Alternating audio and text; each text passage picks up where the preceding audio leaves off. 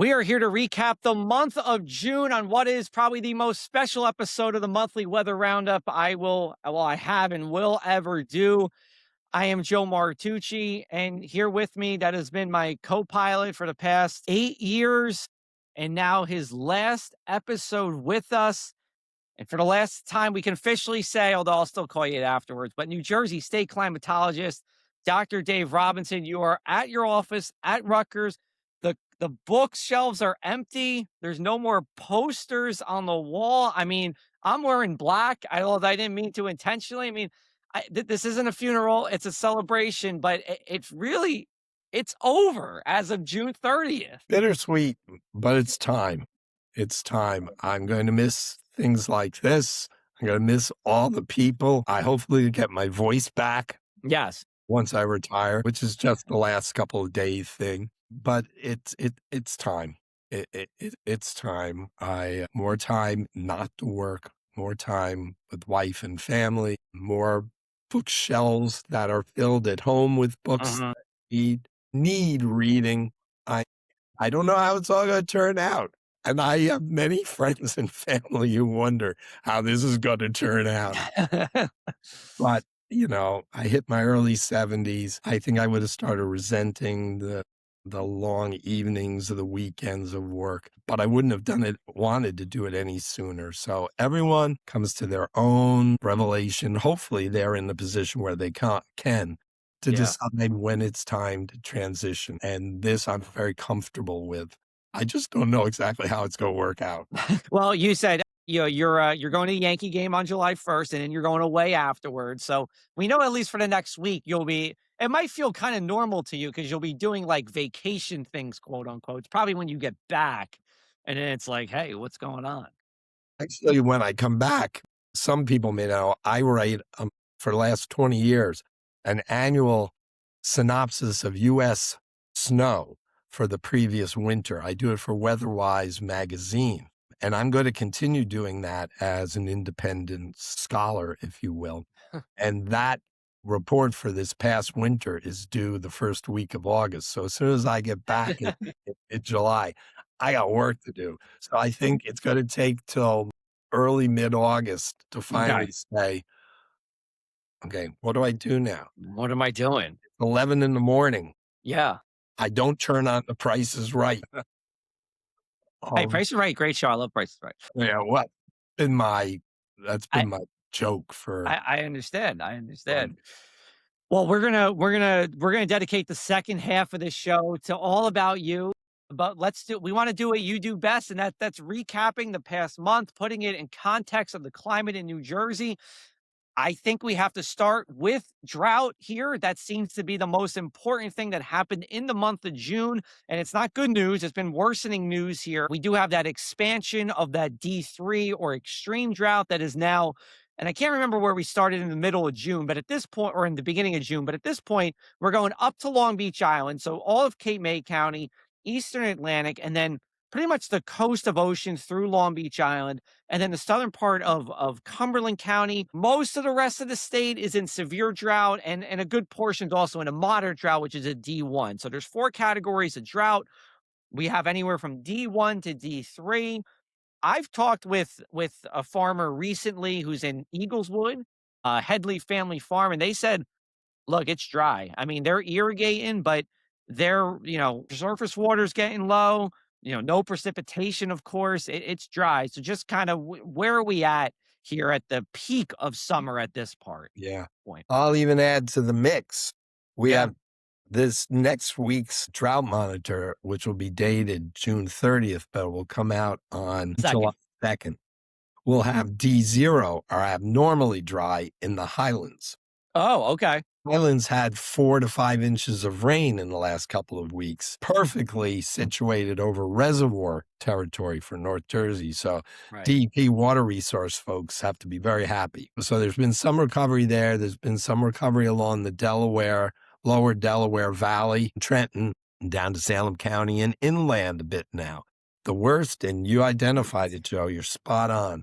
The worst is Cape May, up the coast to LBI, And there was some heavier rains, Tom's River and north over the past week or so, but not enough to pull them out of the D2 category. But the D3 right now, the worst of it is the far south. And there is really, really a need for precipitation there. Groundwater's low, surface waters, as you mentioned. Yeah, there's a lot of worries that I'm handing off to my successor when it comes to monitoring drought conditions. And with the added heat of early July coming on, Yeah. Mhm. you can hear that sucking sound, and that's all any available moisture just being evaporated with the heat. So that only makes a bad situation worse. Yeah. So fingers crossed, we'll get some rain in July. Traditionally, climatologically, New Jersey's wettest month of the year, with scattered thunderstorms and Right. such, and maybe a relaxation of the early July heat. Otherwise, we're going to see things tumble down further where they're bad already, and no doubt worsen where they had shown some signs of improvement. Yeah. Where I am in Monmouth County, our water company has issued mandatory water restrictions, limiting, restricting, outdoor watering and all those, all those kind of things here. But I think into your July point, and this is the June weather roundup, but it is going to be very hot later this week. We'll see where that gets put in context. Could be up there. But the point is, the places that need that rain the most, which are the coastal counties, look to be the driest over this high heat wave from July 2nd to July 4th or so. So not great news there. But, like you said, the Highlands, I didn't know. Thanks for telling us here. That's why we do the monthly weather roundup for new info is going to be put in D0 or abnormally dry. So let's go into precipitation with the month as a whole. Is it something where we kind of got saved by that rainfall in the past couple of days, or was it spread out throughout the month? Where were we there?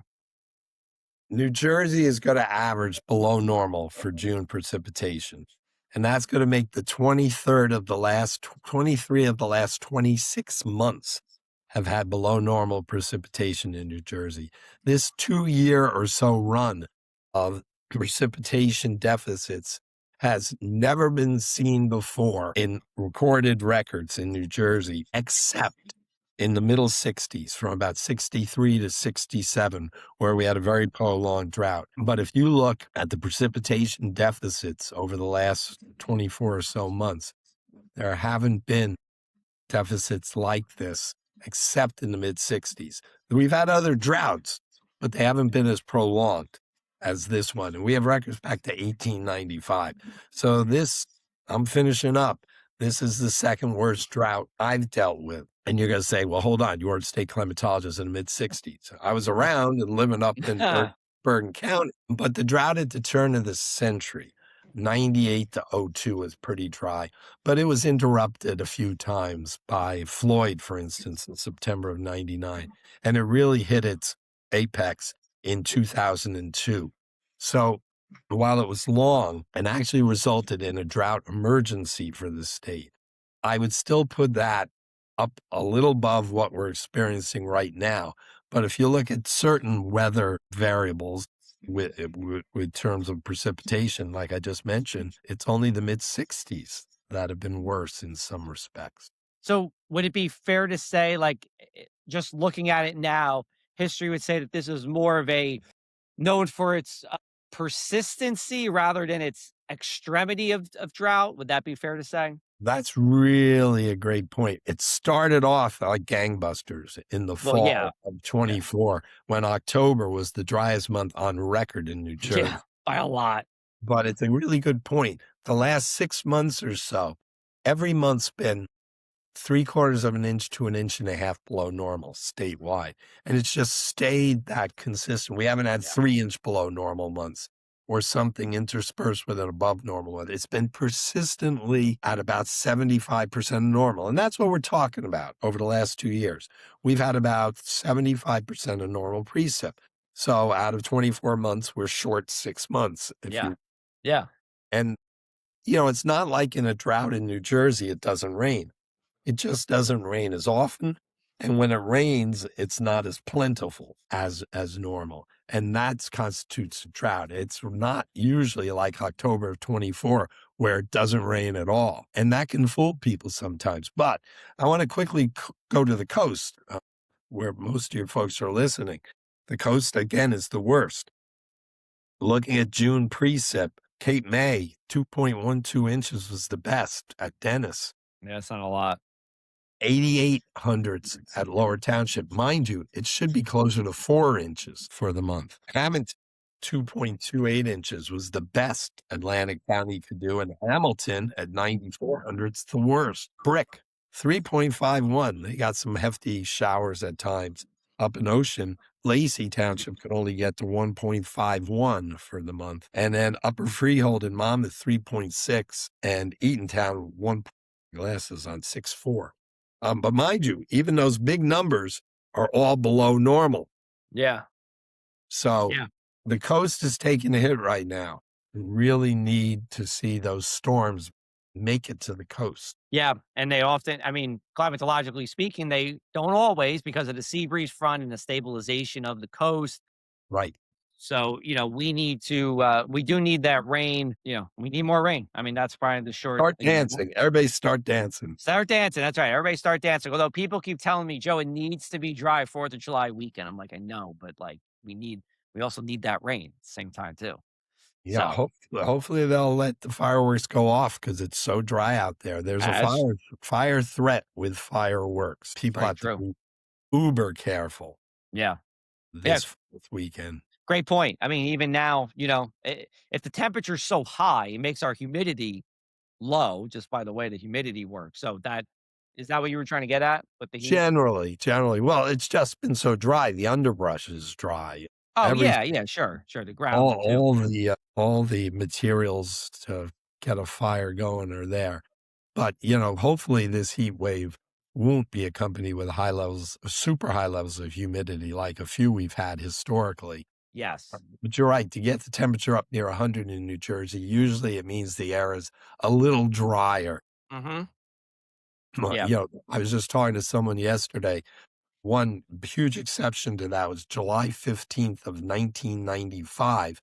It was on the heels of that deadly heat wave in Chicago, which Oh also yeah. impacted Philly very much so. And we had a Saturday, 15th of July, 95. A lot of stations got up to 100, 100 plus, and dew points were 80 or above. That, And that was arguably the most dangerous, uncomfortable day of the 20th century in New yeah. Jersey. Yeah. Hopefully this heat, the dew points may stay in the 60s, maybe touch on 70. I don't know. You know better. You're the meteorologist. Yeah, that is true. Yes, I deal with the day to day. It does look like our dew points, particularly Thursday and Friday when the heat's the highest, should be in the 60s. Which is, it's humid, but it's not choking you, at that point. But it's going to be hot. It's going to be very hot. All right, let's talk about temperatures for the month of June here. Looks like from what I saw here, we did end up on the warmer side, maybe by 2 or so degrees. Could you verify that? Is that Yeah. about where we were at? Yeah, we're gonna average above normal, putting in the last couple of days on the warm side. Probably not gonna make top 10. I'm trying to, everyone knows I put together a monthly report, which officially I have to have my part of it done by midnight tonight. We're recording Oh, on dude. the 30th. Matt, assistant state climatologist, will handle tightening up things at the end. But just looking at the numbers, I'm going to throw my glasses on for this one. Coastal Jersey is running about 1.9 above. This is, I looked 2 days ago. That would be tied for the 7th warmest June. You go look South Jersey writ large, ranking 12th at 1.3 above normal. And the state 13th right now, 1.2 above. So borderline top 10 for June warmth, particularly with high temperatures. When it's dry, and you know this as well as I do, Yep. you tend to get larger diurnal temperature ranges. Mhm. You have the heat of the day because things are so dry, the ground heats up and heats the atmosphere, and it doesn't use its energy to evaporate moisture. So you get higher highs, but the air is drier. So once the sun sets and skies are clear, you can get rid of some of that heat and your lows are low. Yep. So Right now, this was as of 2 days ago, the average high for the state for the month was 2.7 above normal, 7th hottest high temperature. But the average low temperature of 59.3, Mm. 0.3 of a degree below normal. But ironically, 35th warmest out of 131. And you may go, oh, how could that be? Right. Because those normals are based on 91 to 2020. The rankings are back to 1895. And it just shows you how much warmer we're getting here in New Jersey Yeah. in recent decades, and particularly Junes. Okay. The Junes Yeah. of late have been very warm. Is that our fastest warming month? Great question. No, there's some winter months because you have a much wider range. But Wider range, yeah. if you normalized it to the normal range of temperatures, Yeah. June would be June up. would be yeah. June and July would both be up there. Okay. Interesting. And then one thing I wanted to bring up to you, and admittedly, this is going to be on the spot, but I feels like we've had a lot of west or northwesterly winds this month. I did a little research at ACY Airport, and we were like in the top 5 for most offshore or offshore winds or winds from the west or northwest. Anything you just kind of came across? I don't know if you were. I know you've been busy, getting ready for retirement, but I didn't know if you saw anything there that said that. That's a good point. And I haven't really paid much attention to surf temperatures, but that would suggest that surf temperatures have been on the milder side. Yeah, well, I mean, today Atlantic City's 71. It's only one day, but typically, and just to flip flop that, when we have our southwesterly winds or those south winds, typically our hottest days can be our coldest oceans, right? And so, and we had, oh God, what year was that? The two of us, I think it was like, was it 3 years ago, 4 years ago, where there was a lot of that? It was in the 50s, like into early August, Yeah. and then it shot up, but this has not been the case this year. So anyway, Joe, that's indicative of the northwesterly flow. So yeah, you're spot on. You're spot on. yeah. So that just wondering there. All right, we're gonna take a break, and then we're gonna get all into the life, legacy, and career of Dave Robinson, and we'll be back with you here in a little bit on our monthly weather roundup. We're rocking winter away here, and just like Jenkins says, we're ready for summer here at Cup of Joe Weather and Drone. There are many different ways to get your Jersey Shore weather from us on web, streaming, and social. We have our 24/7 Jersey Shore streaming weather channel that you can find on YouTube anytime. We have our daily weather videos you see every morning at 7:15, and your Sea and Sand forecast that you can watch the night before. Your Jersey Shore weather team has grown too. All of us are degree meteorologists or future meteorologists, and all spend plenty of time here at the Jersey Shore. We know the weather. We know west winds bring bugs on the beach. We know those cooling sea breezes and where they'll form. And we know that most days, those thunderstorms, they stay inland to our west. All right, and just like here at Jenkins's, we hope you have a winner of a summer. We'll be tracking the weather for you at Cup of Joe Weather and Drone.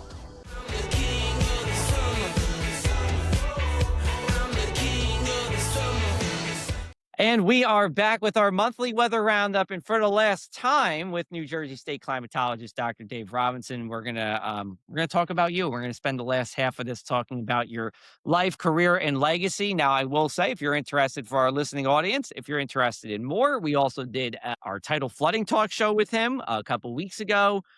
We did talk a little bit about it last month, but I did want to, really dive in because you've meant a lot to me in my career as a meteorologist, particularly in the media space. Obviously, we go back to when I interned with you back in 2013, researching dew points. But you sit here today, it's your last day as state climatologist, and you look back, and when you think about when you started, 91, right, was your first year as state climatologist. Right. Did you think you'd be doing this for 35 years? And the follow-up is, I don't even know if you thought about retirement then, but when you wanted to leave the state climate office, what do you think it would have looked like at that point? Like, just early on, early on. Well, I hardly was thinking of it back then. I was just trying to make a living.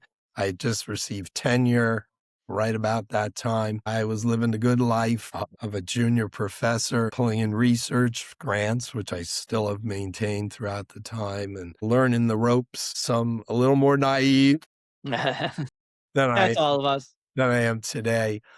But, Assistant SC, Matt, just found something last week in a file that was a little newsletter that was put out by the Ag Experiment Station, a weather-oriented one, and I had the front page that month, or in fall, that season, in fall of '91, and I introduced myself, and I put my kind of what I thought the purpose of the office should be, and I hadn't seen that in 30 years or whatever, and darn, you know what? It was pretty satisfying. I had a vision at that time, and we kind of met that vision. We didn't know we'd have a weather network. No one had these mesonets out there, but it was all about gathering information, providing that to user communities, communicating with the public through various ways and the media. And it was like, mackerel. I kind of had it at that point, Yeah. knew what I wanted, and darn if we didn't get there. So a tremendous amount of satisfaction with a terrific group of people working in the office, the interns like you, the full-timers who have been with me, some of whom started with me as undergrads in the late 90s and early this century, and still are working with me till tomorrow when they get their first new boss of their career. It's been wonderful. It's been wonderful. But there was a vision that I had back then. And it was a kind of amazing that I don't know how that popped out of a file Matt was cleaning up. I totally forgot that. And I didn't have anything digitally there Right, yeah. from that period of time. So it was kind of neat. I've scanned it. I might actually attach it to the end of my June report or something, or make it available. I think you should. I think you should. You kind of are going to go into my next question, which is from a public perspective. So, like, let's say the people listening today, how did their relationship with the state climate office change from when you started to now? How would have people interacted with the state climate office in '91, right? And we know how it is now because we're doing podcasts. You have your monthly report. It, but You know, back then, there was an assistant state climatologist who had been with the previous state climatologist before the state SC took early retirement, and recommended me to the dean to be appointed state climatologist. They were filling some data requests. People would call up and say, I need a lawyer, I need something from last June 1st. Did it rain in Freehold? Something like that. So there were some data requests, and they were doing some research with some climate data on rainfall patterns in New Jersey, extreme snow and things like that, with undergrads mostly. So there was a very nice research program with some small publications coming up, but that was it. That was it. And then my phone, somehow I've put out like 2 or 3 press releases in my entire career. That was it. And figured, someone asked me last week, and we did a back of the envelope calculation. I've given more than 10,000 interviews during that time. And they were all just because we built this media attention in the early part of the century. We had events in '94 that got things going. We had the storm of '93, a lot of ice in the winter of '94, a lot of snow in the winter of '96, and then Floyd, and on and on and on we go. So it just kind of built up. And the media was different then. I was on the phone all the time. People thought it was glued to my ear. Then a lot of it's via email and text now, no podcasts, Zooming with the media. New York, Philly media didn't usually send cameras out here to New Brunswick and Piscataway. Occasionally they would. And now I'll Zoom with them more. So interestingly enough, I was averaging, by the time we got to the mid and late 90s, well into this century, 350 interviews a year. In '02, reminder, there's 365 days in a year.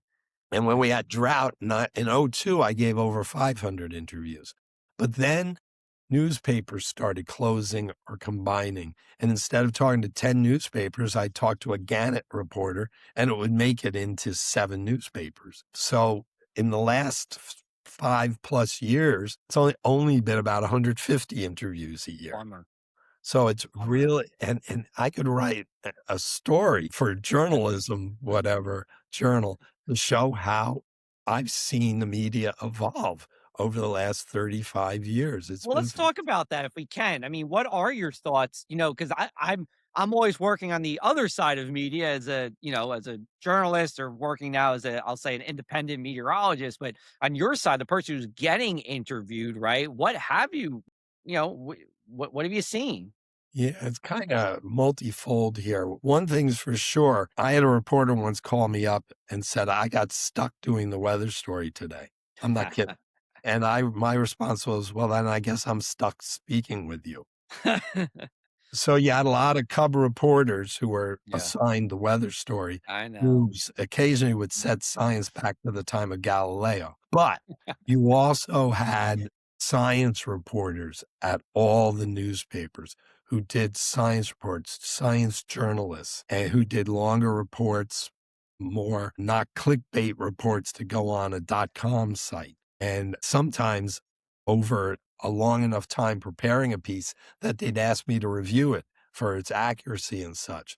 And in this day and age, it's bang, bang. So we've lost the science reporters. But at the same time, they're cultivated a group of reporters from multiple papers who are multiple news organizations who I spoke to often enough. We were on the same page. So it's been this interesting, multifaceted evolution of what's going on, and a lot of questions on email that they take. It took me a while to realize when I respond by an email, they're gonna take what I did and put it as a quote in the article. Yes. I got wise to that, and that really eased things a little bit. I didn't have that phone glued to my ear, and I could put it in words that they would copy verbatim and they'd be accurate. So in some ways, an improvement in the ability to correspond or be involved with more accurate reports, but fewer of them in some respects. Right. Little less hyper local in some respects. Mhm. How many people, how many interns, people worked under you have you had in your 35 years? You know, we've tried to list them. They're on our website and I haven't counted, but figure a couple a year for 30 years, over 50 undergrads, Yeah. 56. Mostly geography majors. I sit in the geography department or meteorology majors. In the summer, I've had a lot of Jersey kids who go to school elsewhere, students from St. Louis University, from Cornell, on and on and on, who are Jersey folks, and would intern me during the summer. And then grad students, I sat on over 100 graduate committees, but I had about a dozen PhD students and probably about a dozen master's students where I was their primary advisor. And Right. then staff. Yeah. Most of my staff has been incredibly stable. There were a few assisting me in the 90s into early this century who moved on elsewhere. But boy, a real stable staffing, which has just been a joy to have such competent individuals stay on for such long periods of time. And how about the Dave Robinson climatologist tree? Are there people who worked under you who are now state climatologists or were state climatologists? Not so much that, but I do have a lineage. I'm a grandfather with PhD students of my PhD Yes. and such. But yeah, that's a really good question. Some have gotten involved with activities at NOAA Right. over the years, and some have gone on to NJDEP, but into other state climate offices, not so much. Gotcha. All right. No, I was just wondering about it's like the coaching tree, the Dave Robinson tree of climatology here. What about this? And you talk about this, we talk about this offline, online. I mean, this role, and you really made this into your own, and John Crasting, who's going to succeed you, and he has a lot of resources available, but the work that you put in, how did being state climatologist change Dave Robinson, the person? Made me such a media celebrity, you That's know? it. That's it. Yeah, you don't buy a meal anywhere in New Jersey, right? No, no, no, and No, oh, you the got free autographs. everywhere. Oh, yeah. That's right.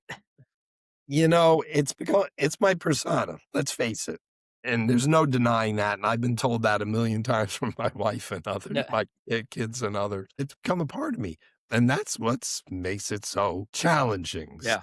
pass the torch. It's something I've said many a time. as a kid growing up in New Jersey with a love of the weather, if I had known this position existed when I was in Miss Coyle's 4th grade starting to take weather records, I Right. wanted to be this when I grew up, and that's so many of us, you know, that in this business feel that way Yeah. in some respects. So it just became a part of my identity. I embraced it. I did far more than on paper my assignment was here at Rutgers with my multiple duties as a professor and educator, a global researcher, chair, department chair, and this. And there's no question anyone would look at me in New Jersey and go, this is your role. Yeah. This is your persona. Now, Yeah. outside of New Jersey, I'm mostly known for my work with global snow. So Right. I'm a snowman. Outside of New Jersey and the national realm of state climates, Right. climatologists, there obviously I'm known as that. But I think some people are surprised. You do that, and you did that, and you did that, and oh, you do that. And that's been a lot of fun to hear from people, particularly as I've approached retirement. And there's been some interaction with folks in the symposium we had on applied climate. A lot of satisfaction in that. So I've had so many opportunities. And, you know, yes, you make your own opportunities. They don't just come to you, but there's been a lot of serendipity. And I've sat at the feet of some of the most renowned climatologists, and as an undergrad and grad student, geologists who have been involved with the study of plate tectonics to climate change. It's the stories I could tell. Yeah. And it's nice to know I've been part of that. Yeah. I'm gonna leave the floor to you to finish it out. You know, I've said it a couple of times. I mean, I wouldn't be here in the professional scope without this show and without you being a part of it. And whether it's, anything from feeding me information, from helping me out with things I had questions about in like my, professional career to being at my wedding and all those good things. It's like, I know this, like from us, I know it's not goodbye. I know I'll talk to you, although I probably won't, not in this setting, but on this level, I mean, it's like, literally my whole life, you've been state climatologist. So, and I don't know. You Yeah, go you closed it out there because this is what it's all about, Joe. no, It's the relationships. This is why I was infected not just with a weather bug, but growing up with educator parents, my sister, and whatever. It's been in my blood to be an educator, to help people understand, to help people learn. Yeah, I was infected with a bit of the gift of the gab, although people might be surprised to know I like to sit alone in solitude, or my wife and I, just the two of us, but wind me up when it comes. I often kiddingly say, they invite me to dinner parties because if the conversation stops, they can look at me and say, "So Dave, what's new with the weather?" Maybe that that, epitomizes everything. that's true. I But mean, it's yeah, it's the interactions you've had with people. It's not the budgets I've had to do. It's not the papers I've written. And it's just been such a joy seeing students like you grow up and become professionally successful and just good people, surrounded by good people for all these very many years as my mentors and maybe me serving as a mentee. That's what it's all been about. I wasn't the type of scientist who could be buried in their lab, never interacting with anyone. And that's fine if that's for some individuals. But really, it's been fabulous. yeah. I think that's a good way to leave it. It's been fabulous. And it's been fabulous knowing you and getting to have you on here and explaining everything about weather to across the whole state, weather and climate. I mean, like you said, all your media reports and everything. There are a lot of people that you've touched over this 35 years. And, I hope all of our listeners here know how lucky and how unique of an opportunity it is to hear from a state climatologist on a regular basis. I mean, all state climatologists do great work, but to have someone like Dave here who's really been out in the public, that wants to get out, do talks, explain what's happening in New Jersey and all different environments has been tremendous. So thank you. Thank you for that. Appreciate it. Thank you. All right. So, you know, hopefully by the time people are listening to this, we're going to have an updated New Jersey Weather and Climate Network website. I hope I'm not spilling too much No, news, no, but it's that is your close. parting gift. That is your parting gift. We've been working on that. We're going to pull together the Weather Network website and the State Climate website to make a unified single website where you can look at data from the last 5 minutes or 150 years ago, all stitched together with a real, even more so than ever, Jersey focus to it. So I'm can't vivid. wait. I'm diving in. I can't wait. It's a lot of good stuff going on, but thank you. We will be back. A monthly weather roundup will be back. New person, Dr. John Crasting, our new Jersey State climatologist. I will definitely introduce him to everybody next month. We wanted this episode to be all about Dave Robinson. So to my friend and mentor, I appreciate you really doing this every month. I mean, it's a commitment and you didn't have to. I'm not paying you for this. No cry. Are you collecting now? Not is that what happened? You're waiting till you're retired and then you send me the bill? All right, maybe I spoke too soon. Maybe he is going to pay me for this. We'll see. But thanks for doing this all these years. And for the last time, New Jersey State climatologist Dave Robinson on the monthly.